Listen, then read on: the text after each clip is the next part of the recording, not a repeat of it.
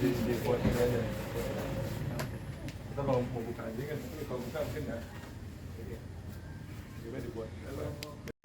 Syeda Ralun menggunakan topi hitam selaras dengan kaos hitam penjabatan atau PJ Bupati Aceh Singkil, Martunis berjalan di barisan depan mendatangi satu persatu kafe dan tempat karaoke di pantai Pulau Sauruk Singkil pada Rabu 15 Maret 2023 malam. Di sampingnya, Asisten 2 Faisal, Kepala Dinas Satpol PP dan WH Aceh Singkil, Ahmad Yani menggunakan uniform lengkap. Lalu ada Kepala Dinas Penanaman Modal dan Pelayanan Terpadu Satu Pintu Aidil Yudi Irawan.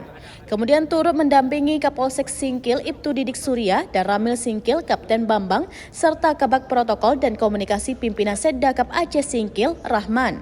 Sementara di belakangnya puluhan personel Satpol PP, WH, polisi dan personel TNI. Martunis baru saja tiba dari Banda Aceh tidak terlihat letih. Tepat pada pukul 21 waktu Indonesia bagian Barat, ia langsung memimpin razia. Sampai di lapak karaoke, Martunis langsung menemui pemiliknya untuk menanyakan izin hiburan serta jualan.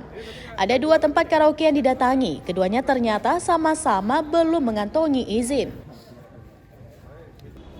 Selain mengingatkan segera urus izin, pemilik juga diminta mendesain tempat agar yang berkaraoke dapat jelas terlihat dari luar alias tidak dibiarkan tertutup. Pertanyaan dan nasihat serupa juga disampaikan kepada pemilik kafe lainnya yang belum memiliki izin segera membuatnya. PJ Bupati Aceh Singkil Martunis terlihat senang ketika bertemu kafe yang dikelola seorang anak milenial ternyata sudah mengantongi izin.